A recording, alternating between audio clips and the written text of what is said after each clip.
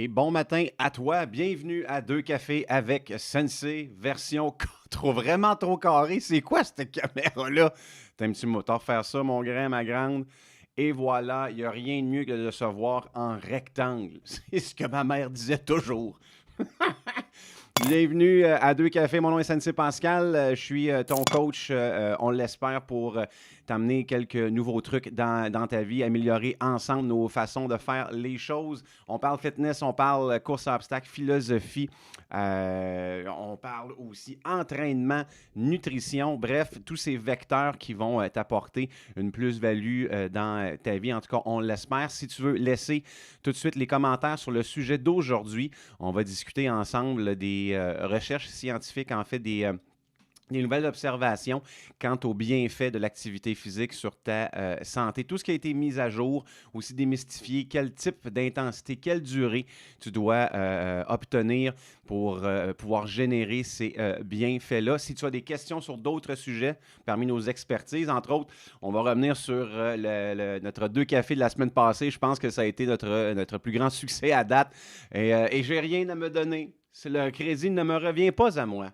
Mais c'est dans mon collaborateur, notre assistant, entraîneur émérite, Gymnastique Gilles, qui a fait un tabac. Gymnastique Gilles is now a vedette.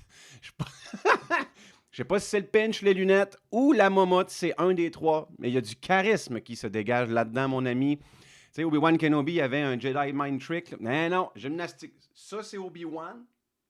Ici, c'est Gymnastique Gilles. C'est comme 3-4 niveaux au-dessus. Donc, merci pour tes commentaires. Content que tu aies apprécié la présence de notre nouveau personnage. Et tu vas le revoir, c'est sûr et certain, quand on va parler de tutoriels, soit en exercice ou en course à obstacles.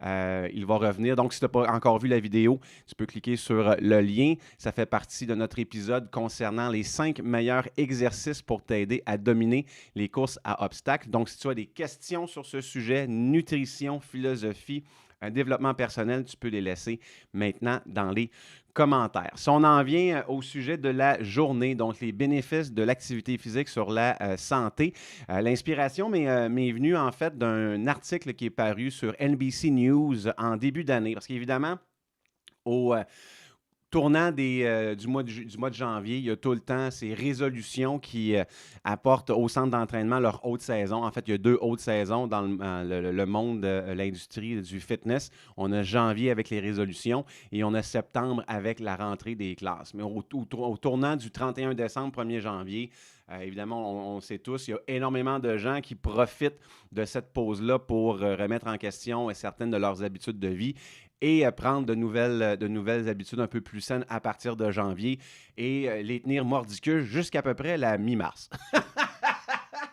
Ben, c'est ça qui arrive. Je pas de... pour les ceux-là qui sont réguliers dans leur gym, mais on va partager des moments ensemble ce matin. Mais quelle frustration avons-nous lorsque pour l'espace d'à peu près 4 à 6 semaines, il y a vraiment plus de monde sur tes machines quand tu vas au gym. C'est pas mal. Je fais des blagues avec ça, mais ça fait partie vraiment de la réalité. On a vraiment un gros boost quand on est un régulier.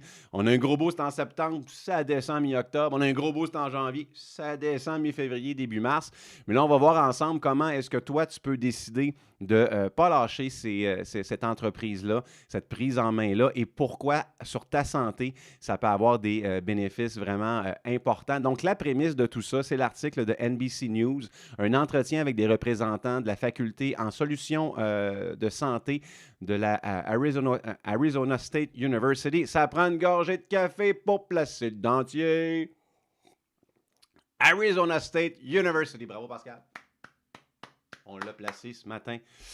Non, mais une gorgée de café, ça te place le partiel. Aussi la faculté en médecine familiale de l'Université de la Californie et la faculté de kinésiologie de l'Université du Massachusetts à Amherst. C'est un peu un résumé des nouvelles observations en santé, parce qu'on entend toujours les phrases un peu plus populaires, c'est bon pour la santé, bouger, blablabla.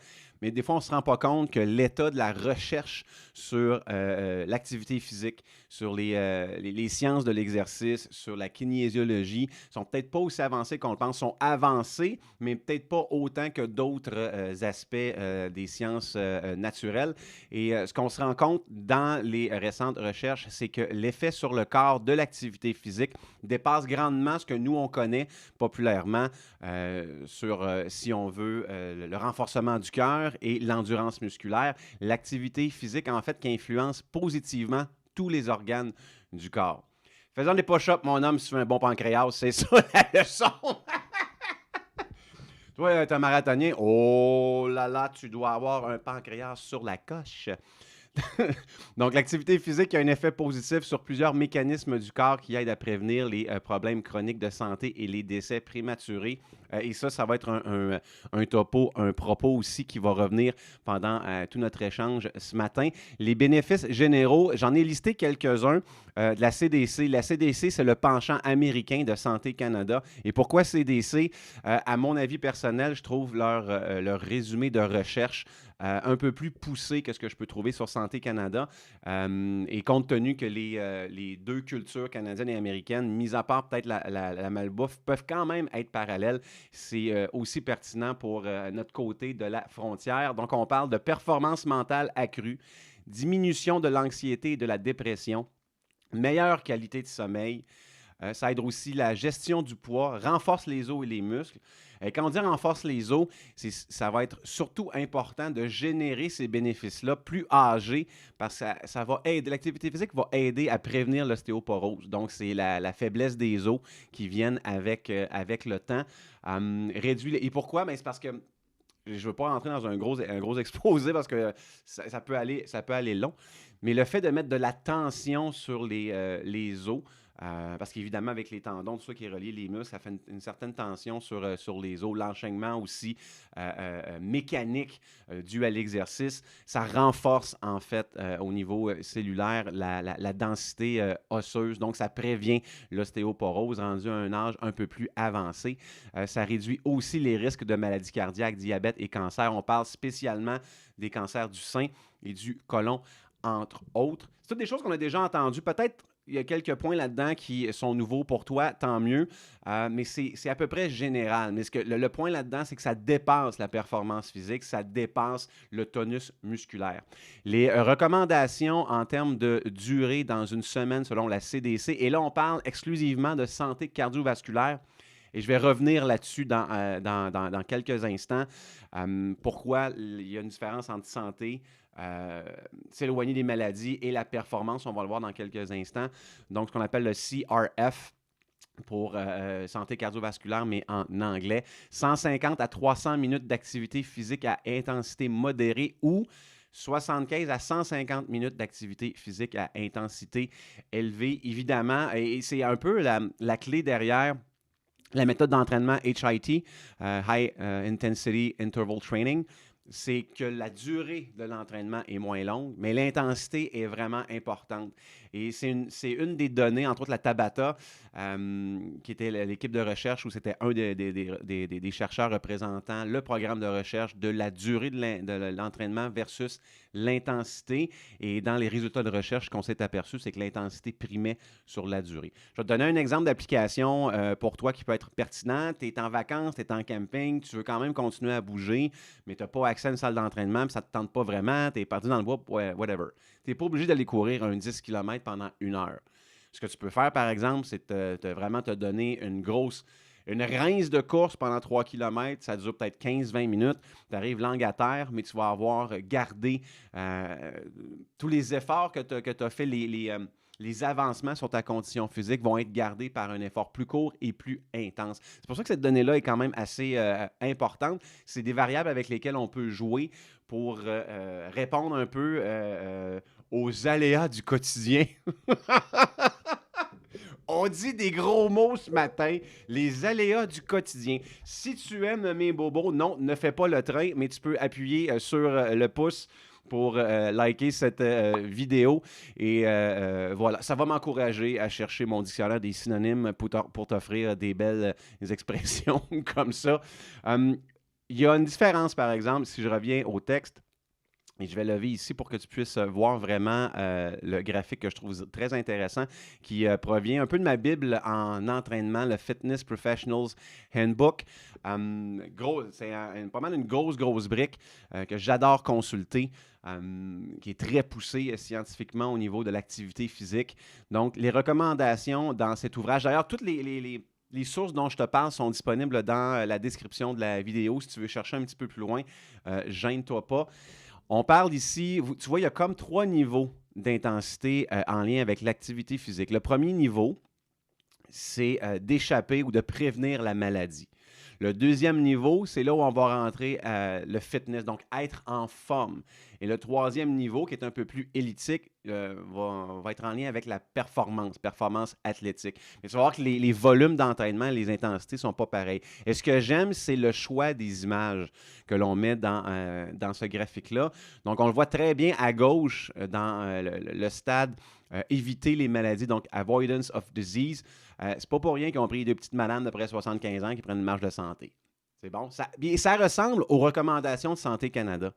Donc, quand on voit les recommandations générales, c'est jamais pour être plus en forme que ça. C'est tout le temps une recommandation en fonction de ne pas être malade. Donc, il y a une différence entre se sentir en forme, avoir l'énergie pour performer, je ne veux pas dire performer, mais pour s'amuser sportivement. C'est important de choisir le bon mot ici pour que tu te sentes libre de faire des activités de ton choix, que tu te sentes bien dans ton corps et laisser les maladies de côté. Quand on voit les recommandations de Santé Canada, c'est tout simplement pour te décrasser les tuyaux et être sûr que tu ne pètes pas de la patate. Fait que grosso modo, grossièrement, c'est comme ça. C'est rien de mal, mais c'est important de le mettre en relation, relativiser ces recommandations-là pour se rendre compte qu'il faut en faire un peu plus, surtout à des âges un peu plus bas. Adulte, on parle 18-64 ans pour déterminer un état de santé, un état de performance, de fitness qui est satisfaisant. Donc, pour revenir au premier niveau, le niveau un peu plus léger, pour pas qu'on se tienne loin des maladies, on parle d'activité physique modérée, 5 journées par semaine, une demi-heure par jour, une marche à peu près 10 à 19 km par semaine. Donc, ça te donne à peu près 2-5 km par jour sur 5 jours, un total de 150 minutes d'activité physique. Et tu vois, c'est là que le handbook va rejoindre la recommandation de la CDC. Quand on veut se tenir en forme, qu'on veut avoir une bonne santé, et surtout, c'est à partir de ce stade-là que les bienfaits dont on parle depuis tout à l'heure rentrent en ligne de compte. Donc, c'est là que tu vas les générer. Donc, les bienfaits sur la dépression, l'anxiété, ta densité osseuse, ta qualité de sommeil, ça vient à partir du stade numéro 2 où l'intensité augmente d'un cran. Là, on parle de 3 à 4 jours par semaine, une intensité quand même difficile. C'est une demi-heure à 3/4 d'heure par jour et une marche d'à peu près 16 km. Ça veut dire entre 4, ce n'est pas une marche, c'est un jog. Ça, c'est une erreur, mais c'est un jog. Tu vois que les intensités, on passe de marche, de jog à course pour la performance. Donc là, on est rendu à jogging. 16 km par semaine, 4 à 5 km sur 3 à 4 jours, entre 90 et 180 minutes pour la performance globale dans ta semaine d'activité physique.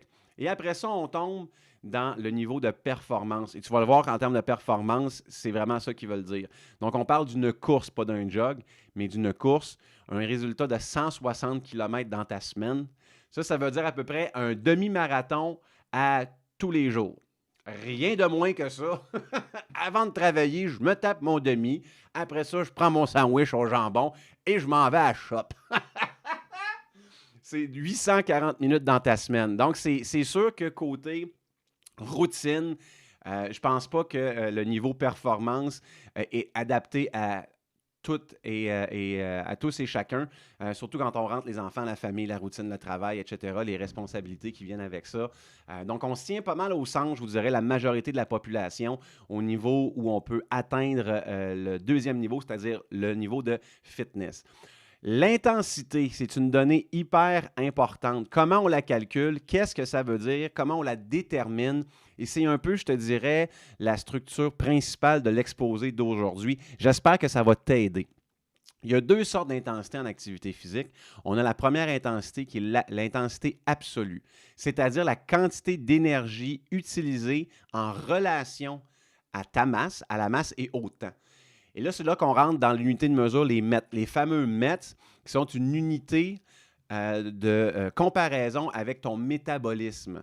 Donc, il y a une grande équation par-dessus ça, puis je vais pouvoir t'indiquer ou t'exposer comment tout ça est calculé de façon sommaire.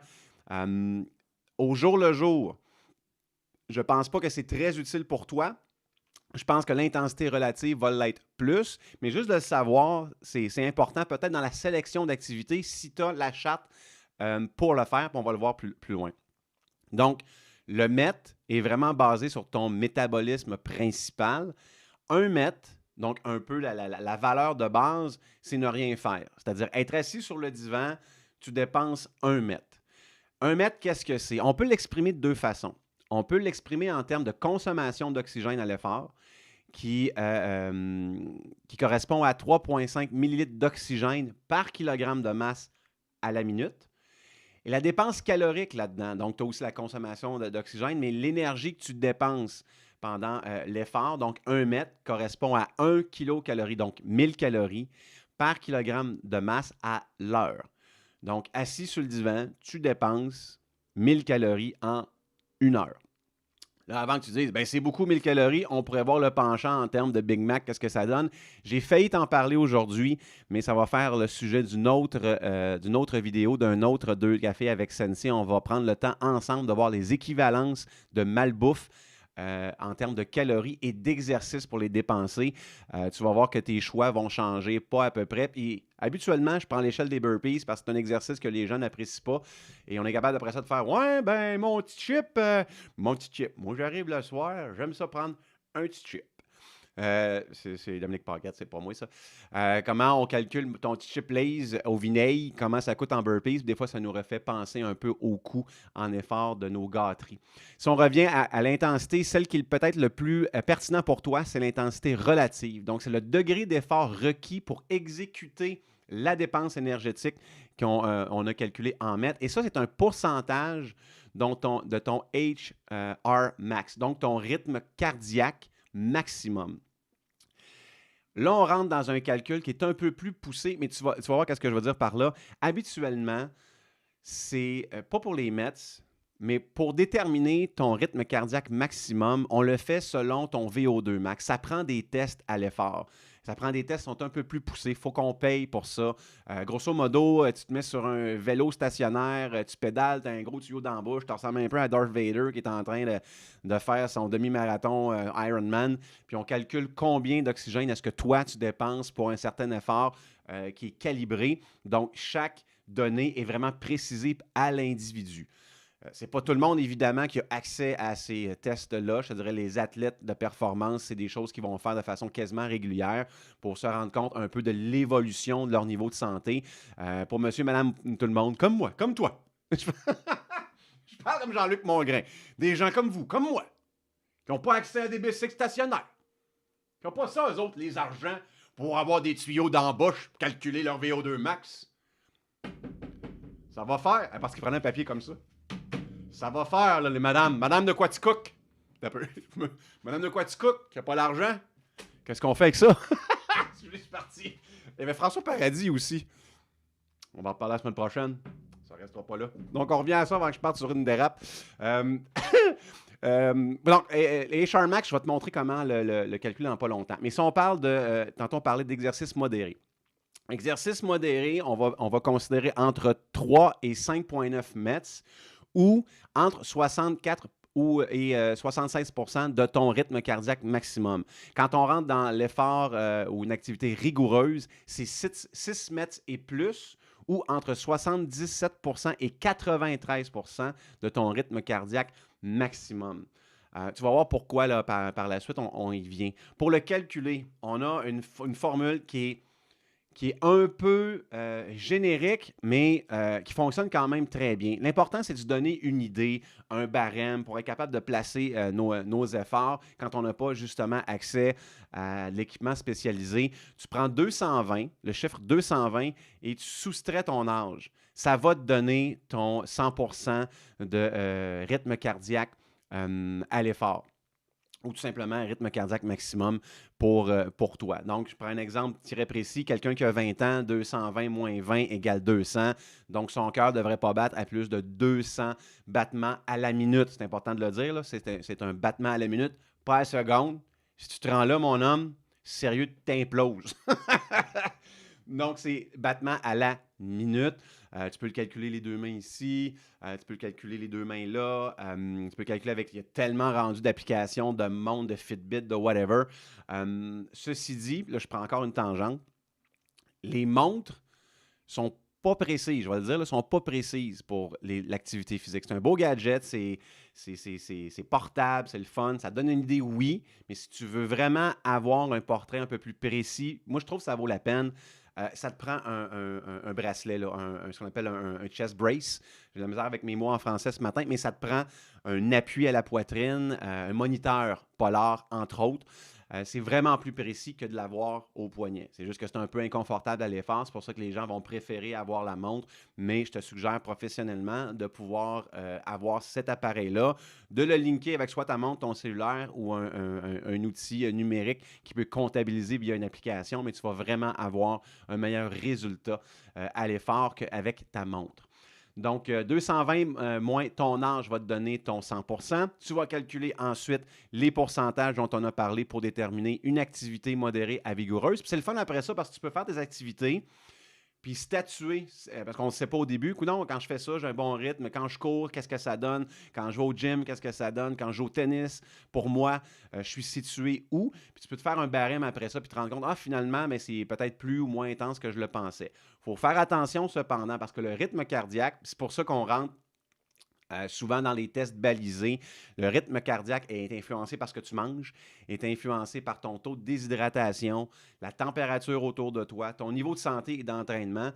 Ce sont tous des facteurs qui vont accélérer ou décélérer ton rythme cardiaque. Je fais juste penser, s'il fait un peu plus chaud à l'extérieur, ton cœur bat généralement plus vite. Il n'y a pas le choix. Pourquoi? Parce qu'il va manquer d'eau dans ton volume sanguin à cause que tu te déshydrates. Tu perds de l'eau à travers, oui, ta transpiration, mais tu transpires plus à cause de la chaleur extérieure. Donc, ton système qui va réguler ta température, qu'on appelle homéostasis. On est tout le temps, le corps, neurologiquement, est fait pour garder la température du corps tout le temps au même stade. Je pense, à mon souvenir, sauf erreur, c'est 36 degrés Celsius. Donc, plus ou moins quelques décimales, il est fait pour ça. Donc, quand tu perds de l'eau, ton volume sanguin diminue. Il y a en plus le processus de homéostasis qui est en cours pour te garder à 36 points quelques malgré l'effort. Mais là, en plus, pour ton effort, tu as besoin d'oxygène. Si ton volume sanguin perd de l'eau, donc par définition, ton volume de sang diminue.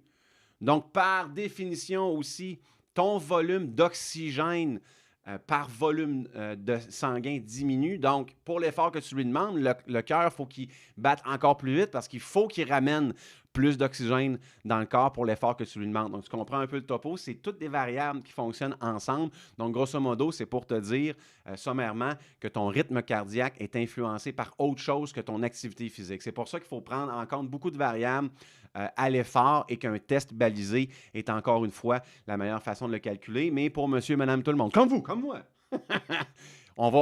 ça fait, là. On n'est pas des athlètes olympiques pour comprendre ce qu'on a de besoin.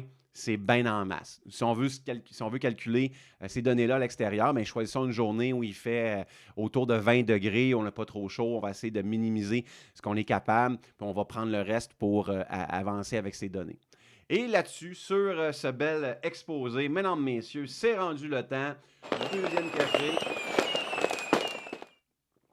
Oh yeah! Et toujours très fier et content d'avoir les cafés de Mademoiselle Café qui aident à booster ces initiatives qu'on appelle Deux cafés avec Sensei tous les mercredis matins à 7h30. Et ce matin, ce que je déguste, que je trouve Ma bouche trouve ça tellement excellent. C'est le country, le mélange country. Ce qui est le fun, c'est Mademoiselle Café. Salutations à Caro et toute son équipe qui nous encourage ici à Spartan Fit à Sainte-Julie et avec l'initiative de Deux Cafés.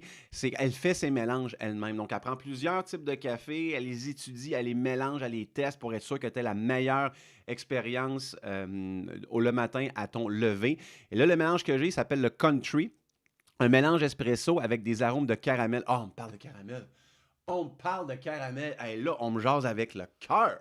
Mais y a-tu un meilleur sundae sur la planète que le sundae caramel du McDo? Mais mets-en dans le fond, mon grand. Mets-en dans le fond. La crème à glace est quasiment secondaire. J'aime le caramel. Et c'est le fun parce qu'on l'a dans le country de Mademoiselle Café. Une douce amertume dans le parfum du café avec une petite note de chocolat noir. Parfaite alliance qu'on peut détecter, dans laquelle on peut détecter des petites notes boisées. C'est riche, c'est corsé. Ça vient du Pérou, l'Éthiopie, de la Colombie. Miam, miam, miam, quand je le prends, que ça déguste bien et ça me permet de te sortir des très bons synonymes à Deux Cafés avec Sensei. Et si tu veux un petit Q, on a un code promo. Si tu veux sauver 10%, Spartan Fit 10 pour sauver 10% économiser sur ton achat de café, tes articles. Donc, Spartan Fit 10 sur la boutique virtuelle de Mademoiselle Café. Tu l'as directement avec les... je te l'ai mis dans les commentaires ou plutôt dans la description du vidéo. Casse pas la tête, clique sur le lien, rentre ton code promo, choisis ton café préféré, choisis-toi une batch de country. Mademoiselle Café livre partout au Canada. Casse pas la tête et enjoy your coffee. D'ailleurs, partout au Canada. Faudrait que je lui demande si elle livre en France, parce qu'on a beaucoup de gens de la France qui nous écoutent. Donc, salutations à nos fans de l'Hexagone. J'espère que mon accent vous plaît et que vous avez compris des allusions à Jean-Luc Mongrain. C'est clair, vous avez fait comme... Mais c'est qui, lui? Mais c'est correct. C'est correct. On va apprendre à se connaître ensemble. On va se découvrir. Ça va bien aller. Fais-toi-en pas. On revient à notre... Donc, merci à Mademoiselle Café pour nous encourager sur cette initiative. On a vraiment aimé notre deuxième café ensemble. Maintenant, on retourne à nos équivalences métaboliques d'activité. Donc, on a parlé de MET tout à l'heure. Et si la vidéo te plaît, si tu as appris quelque chose, n'oublie pas de t'inscrire à la chaîne, d'appuyer sur la cloche également à chaque fois qu'on va publier une nouvelle vidéo, qu'on va publier un nouveau live, tu vas être notifié immédiatement. J'ai trouvé ça hyper intéressant et ça vient d'un article du National Academy of Sports Medicine, donc le fameux NASM qui est reconnu dans la communauté de l'activité physique aux États-Unis. Les équivalences métaboliques. Ça, c'est calculé d'une façon vraiment complexe. C'est pour ça qu'on va se laisser à l'extérieur de tout ça. Mais on parlait tout à l'heure d'intensité modérée, 3 à 5,9 mètres. On parlait d'intensité vigoureuse, 6 mètres et plus. Si on remonte au premier graphique, pour le fitness, on veut avoir une intensité vigoureuse à difficile, 3 à 4 fois par jour. Pour performer, on veut ça 7 fois par jour. Pour se tenir loin des maladies, on veut quelque chose de modéré, relax, 5 fois par jour. Fait que je te remets les balises, les variables en place pour qu'on puisse se retrouver dans notre texte ici. Donc, courir, on parle de mon rythme, là. Parce qu'il y a plusieurs rythmes, il y a plusieurs stades de course avec différentes intensités. Je ne te les ai pas tous et toutes mises, mais tu vas comprendre un peu. Courir 6 minutes au 1000, c'est environ 4 minutes au kilomètre. C'est un excellent temps. C'est un exercice d'une intensité de 16 mètres. Donc, c'est 16 fois plus intense que de rester assis sur ton divan. Donc, c'est très intense. Tu vas courir plus lentement, ça va être un peu moins élevé. Jouer au basket, c'est 6 mètres, donc c'est plus intense. La boxe dans un ring, 12. Et si tu as déjà fait des entraînements de boxe, comme on peut en faire ici à Spartan Fit à Sainte-Julie, sur la rive sud de Montréal, Fitness Kickboxing, je dis ça de même, tu vas venir te défouler sur nos punching bags, réserve ton essai gratuit maintenant, c'est 12 mètres. Et c'est vraiment très intense. Ça te prend un bon moteur, tout ce qui est arts martiaux, boxe, MMA. C'est très demandant énergétiquement. Jouer au football, touch, au flag, en général, c'est 8 mètres. Le golf, 4,5. Et je trouve ça drôle parce que si tu regardes en bas, Home Activities, faire son ménage, c'est 2,5. Pas en train de dire qu'on ne devient pas athlète en jouant au golf. Aime ça jouer au golf, c'est le fun. Moi, je joue au golf. Mon père joue au golf. Mon grand-père joue au golf. C'est encore Dominique Paquette. J'aime ça, c'est beau. J'aime ça, c'est beau. Mais c'est pas comme ça qu'on devient marathonien en jouant au golf. C'est une activité. Je ne le considère pas un sport. On va partir un débat. Oh, ça va être chaud. D'ailleurs, si tu as des questions, des réactions, laisse-les dans les commentaires sur le live. Je vais y répondre dans quelques instants. 4,5 mètres pour le golf. Le tennis est 7, donc c'est une activité qui peut être considérée ardue, dépendant aussi du niveau de tout le monde. Mais il faut que tu accours la balle. Oh, si tu veux rire, fais-moi jouer au tennis, mon ami. J'ai mes compétences ailleurs. Sinon, ce que j'adore, c'est la deuxième partie du graphique qui est en lien avec ce qu'on fait à Spartan Fit à Sainte-Julie, c'est-à-dire de l'entraînement en circuit fonctionnel avec obstacles, vraiment trippant. Réserve ton essai gratuit, ça va me faire plaisir de t'accueillir avec notre super hoodie en plus. Donc, on parle une équivalence en mètre de 8. Donc, c'est plus élevé que la normale des activités ardues. On se souvient qu'en mètre, ça doit être 6 et plus. Donc, on n'adore pas trop, juste correct, dans le sweet spot qui permet d'être accessible à tout le monde, d'être répété souvent et de pouvoir bénéficier de ce qu'on parle depuis le début, c'est-à-dire les bienfaits de l'activité physique sur la santé. Parce que c'est ça l'idée générale du topo aujourd'hui, c'est déterminer ton intensité, ta durée pour que tes exercices, ta prise en charge d'activité physique puissent te ramener les bienfaits connus de l'activité physique sur ta santé. Fait qu'on est loin, on n'est pas à la performance, on est vraiment sur comment améliorer ta santé et ta condition physique de façon générale. Si on parle de lever des poids, aller au gym, powerlifting, bodybuilding, on parle de 6. Oh, Spartan Fit et le gym traditionnel, je veux pas qu'on se mette... Oh, on se met une petite tape dans le dos. Ça y est, on parle la guerre. Moi, je lève des poids, moi, je me saute par-dessus des obstacles. Mais l'important, tu vois, c'est quand même intense. L'important, je fais des blagues avec ça, c'est que tu trouves une activité qui, toi, te plaise et que tu te gardes en santé avec cette activité-là.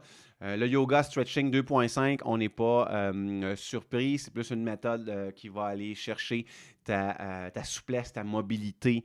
Donc, c'est une méthode qu'on prend pour faire nos retours au calme, nos stretching à Spartan Fit. Mais force est d'admettre que ça a des lacunes du côté du développement de la santé cardiovasculaire parce qu'il manque d'intensité. Ça ne fait pas partie de l'essence de l'activité. Donc, personnellement, je la considère comme une activité excellente périphérique. Donc, j'ai une activité d'une bonne intensité, que je fasse de la natation, du Spartan Fit, peu importe. Puis, j'ai mon cours de yoga qui me permet de récupérer activement et qui me garde actif longtemps. Donc, c'est une méthode d'entraînement le yoga qui va te permettre d'être actif longtemps pour te garder mobile, souple et ce qui donne en ligne de compte loin des blessures, justement parce que tu vas développer cette souplesse et cette mobilité-là. On a Water Calisthenics, donc tous les entraînements en eau. L'aquaforme, genre, c'est 4, donc c'est modéré. Et on parlait tantôt faire son ménage, 2.5. Passe la mop dessus le plancher, c'est juste un peu en bas de jouer au golf. Je suis de même. Non, j'aime ça jouer au golf. C'est beau. C'est bon. C'est le fun. Je joue au golf, mon père joue au golf, mon grand-père joue au golf. Et là, on rentre dans un exposé ce matin. J'ai beaucoup de jasettes. J'espère que tu apprécies. Et si tu apprécies, n'oublie pas de laisser un petit pouce pour la vidéo en espérant que tu apprends quelque chose ce matin en même temps que moi. Ça me fait plaisir de te partager mes résultats de recherche et des choses qui me passionnent et que j'ai appris au fil du temps et des lectures. Et là, je fais une différence entre fitness et fatness. On rentre dans d'autres choses. Fitness, fatness. Vraiment important. En somme, c'est que les bénéfices sur la santé par l'activité physique sont indépendants de ta perte de poids. Ce qui veut dire, je le mets vraiment sommairement, je le mets grossièrement, mais pour qu'on se comprenne en termes clairs, gros et actif, c'est meilleur que mince et sédentaire. C'est clair comme ça. Fitness, fatness, deux choses différentes. Tu peux être en surplus de poids, mais t'entraîner. Mais pourquoi il est en surplus de poids s'il s'entraîne? Nutrition. Simple de même. Tu peux être capable d'annuler ta perte calorique. Tu peux t'entraîner 2-3 heures, un bon entraînement vigoureux, tu perds de la calorie, puis tu annules ça 15 minutes après au complet parce que tu manges un beigne. Comprends-tu? Mais c'est pas à cause que tu as annulé ta perte calorique que les bienfaits dus à l'activité physique sont aussi annulés. C'est deux choses complètement différentes.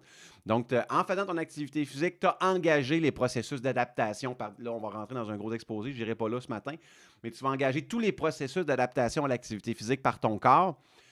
Et ça, c'est indépendant de ton apport calorique qui, plus ou moins, va soit emmagasiner des tissus, qui va s'emmagasiner dans tes tissus adipeux ou va les diminuer. Donc, tu dépenses plus de calories que tu en consommes, tes masses adipeuses diminuent.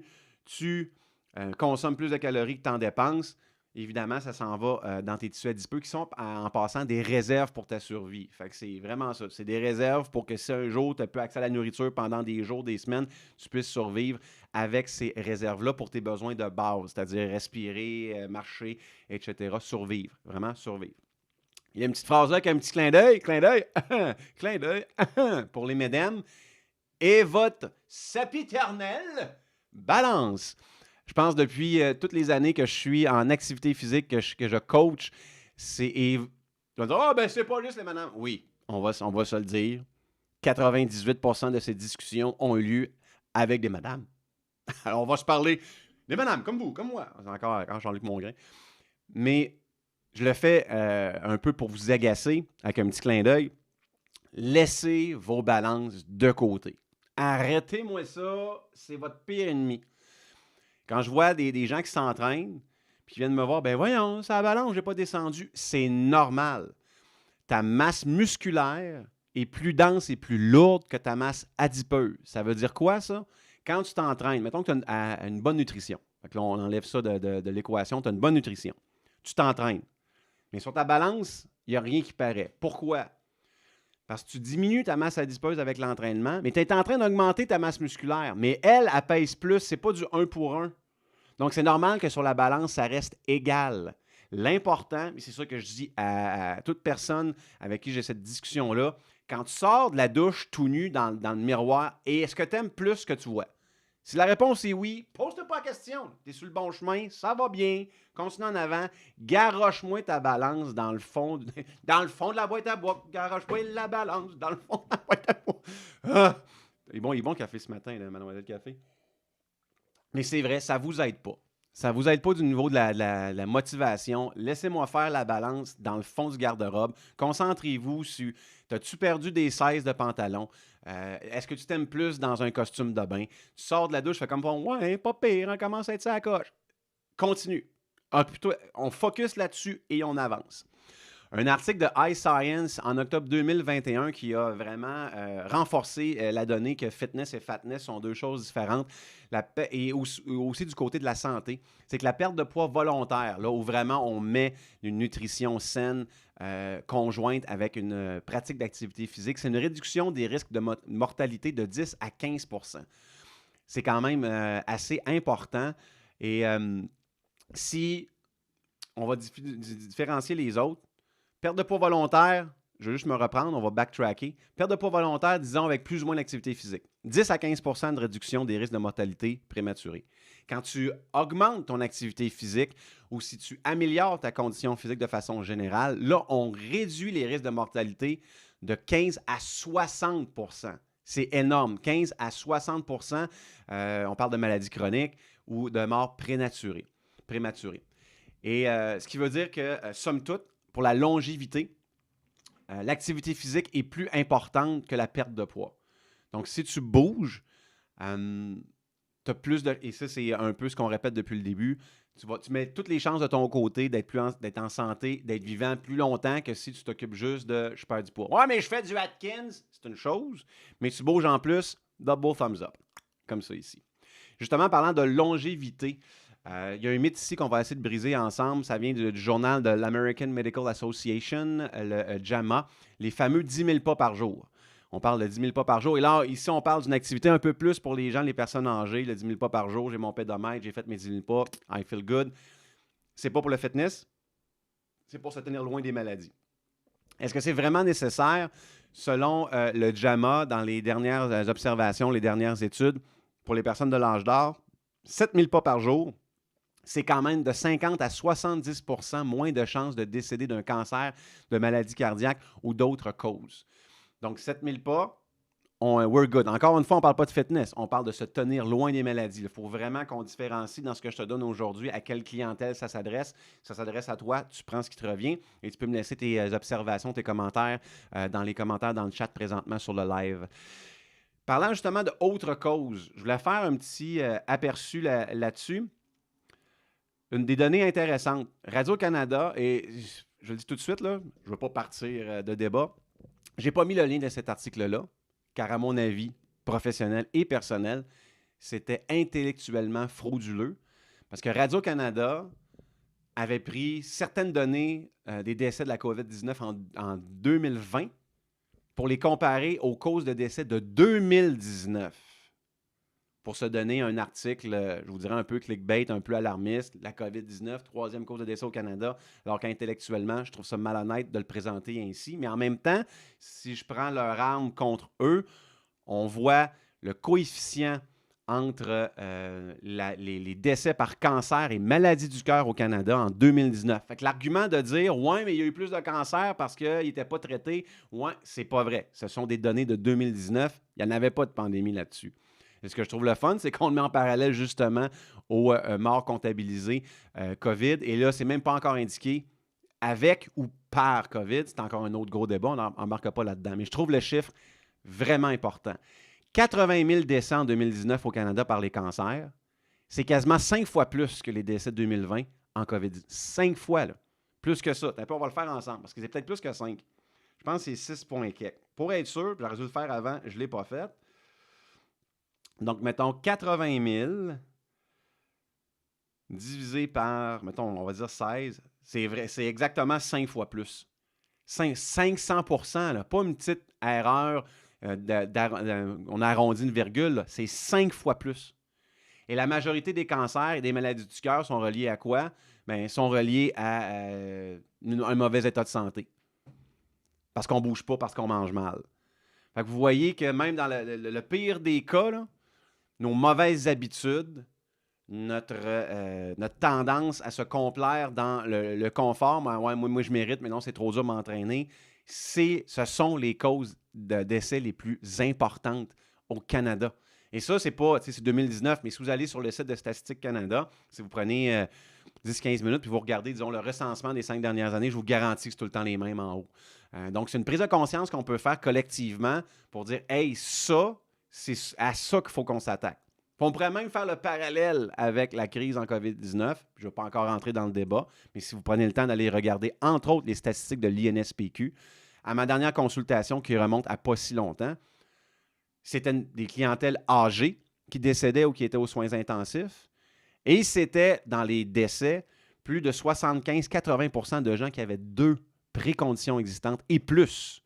Ça veut dire hypertension, ça veut dire diabète, ça veut dire c'est des causes importantes de santé qui décédaient en COVID-19. Ça peut être sur le site de l'INSPQ. Allez-y tout de suite, puis on pourra commenter là-dessus, mais c'est les données, puis les données parlent d'elles-mêmes. Donc, se prendre en charge collectivement, c'est salutaire à mon avis. L'activité physique, c'est génial pour toutes ces dimensions-là, pour la santé. On va terminer avec, on a un bel exposé ce matin. Merci d'être là avec moi et d'avoir pris le temps de m'écouter en espérant que tu apprends quelque chose autant que moi. Le docteur Robert Salis, qui est professeur de médecine familiale à l'Université de Californie à Riverside et ex-président de l'American College of Sports Medicine, qui, lui, encourage les médecins à promouvoir l'activité physique chez leurs patients. Et ce que j'adore là, voire même à le prescrire. Wow! Mais imaginez l'amélioration globale de la santé collective si le Collège des médecins et le ministère de la Santé s'entendaient pour dire que l'activité physique fait partie de l'arsenal, le numéro 1, l'arsenal numéro 1 pour améliorer l'état de santé de nos concitoyens et que ça fasse partie de l'arsenal numéro 1 dans une stratégie globale de santé, au Québec, au Canada. J'ai l'impression que ça ne se fera pas parce que ça demande de l'effort, on est allergique à l'effort rendu en 2022, malheureusement. Mais je suis convaincu, c'est garanti, que dans 3, 4, 5, 10 ans, incluant les jeunes générations présentes, qu'on voit un changement drastique sur les causes de décès, qu'on voit un changement drastique dans le taux de performance global de la population, plus en santé, plus performant. On voit un changement drastique dans le taux de dépression et d'anxiété. C'est toutes des choses positives. Sont où les propositions? C'est sûr quand t'es ministre de la Santé en banane. Je dis rien. Je n'ai rien dit. ça se pourrait que ça ne soit pas une réalité à laquelle il soit très sensible. Oh, il est en feu ce matin, il y a trop de Jean-Luc Mongrain dans son café. Mais le prescrire, que voilà une bonne idée. Mais que voilà une bonne idée. Puis travailler avec les entraîneurs, avec les intervenants au niveau de la condition physique pour déterminer des barèmes d'entraînement, des prescriptions claires, précises, selon l'âge de la personne, sa condition de santé. Voici Madame Thibodeau, avec votre hypertension et votre manque de mobilité de la hanche, voici les activités que vous pouvez pratiquer et les éléments à prendre en compte pour que ça se déroule bien, genre. Puis la madame, elle part avec son petit papier, puis elle commence cette activité-là. Parce que les médecins sont capables de dire à des gens qui consomment peut-être un peu trop d'alcool ou qui font du diabète, est-ce qu'on se met à boire ton vin tous les jours? On ne te revoit pas dans 6 mois, là. La patate, elle va lâcher. Puis là, la personne, elle part de là, elle a peur, puis elle arrête de boire tout de suite. Les médecins ont ce pouvoir-là de persuasion. Des fois par la peur ou pas, ou par le renforcement positif. Mais si on travaille ensemble en collaboration, imaginez les différences qu'on peut faire dans notre société, au niveau de la santé globale. Ça serait tellement... Je suis parti parce que je suis passionné, mais ça serait tellement un pas en avant et ça toucherait tellement de sphères sociales positivement. Tu sais, être heureux en société, ça se peut. Mais il faut juste qu'on fasse des efforts pour. Si on revient à Dr. Salis, lui, il parle de médecine préventive. Donc, c'est un peu ce qu'on... on a dit la même chose, d'ailleurs, pour notre exposé sur la vitamine D3 et le système immunitaire, que tu peux regarder avec le lien présentement. Donc, prévenir. Pourquoi est-ce que santé et stratégie de santé, encore aujourd'hui, égale « faut soigner des malades ». Pourquoi est-ce que stratégie de santé ne serait pas prévenir les malades? Moins de malades, il y a moins de besoin de civières, il y a moins de bouchons dans les urgences. Les mêmes personnes, et pourquoi l'activité physique est intéressante, même pour les personnes sédentaires, c'est que tu vas sentir les bienfaits tout de suite.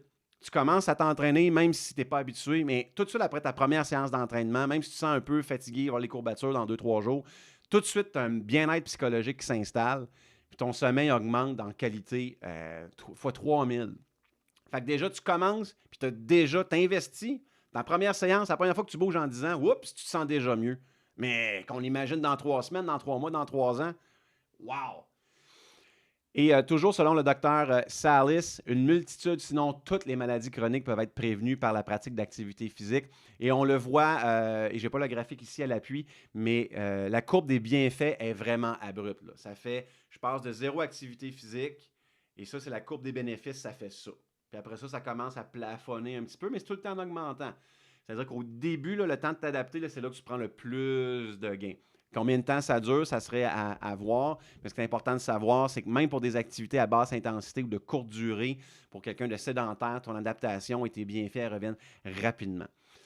Et j'adore sa phrase, et c'est un programme qui avait travaillé, entre autres, avec l'American College of Sports Medicine, c'est « Exercise is medicine ». Oh, que j'adore ça! J'adore ça, monsieur. « Exercise is medicine ». Et je le répète encore, quand est-ce qu'on va faire une prise de conscience collective pour venir à ce fait que l'exercice, c'est la médecine qu'on devrait appliquer aujourd'hui. Avec toutes mes affaires, ça arrive en même temps. Ça va très bien. Tous mes super arrivent en même temps. Tout le monde est sur le café ce matin. Donc, j'espère que tu as appris en masse ce matin avec moi si aujourd'hui, l'activité physique et la santé est un sujet que tu maîtrises un petit peu plus. Abonne-toi à la chaîne et appuie sur la cloche pour être au courant des prochaines publications de vidéos. N'oublie pas d'appuyer sur le pouce, ça aide grandement à faire connaître nos initiatives sur le web. Ça te tente qu'on parle d'un certain sujet? Gêne-toi pas, laisse-moi là dans le chat. Rejoins-moi sur Twitter, @sensei_pascal, ou sinon sur nos réseaux sociaux, @spartanfit.ca. Et là-dessus, passe une méchante bonne journée. Oublie pas de bouger et on se revoit la semaine prochaine pour un autre 2 cafés.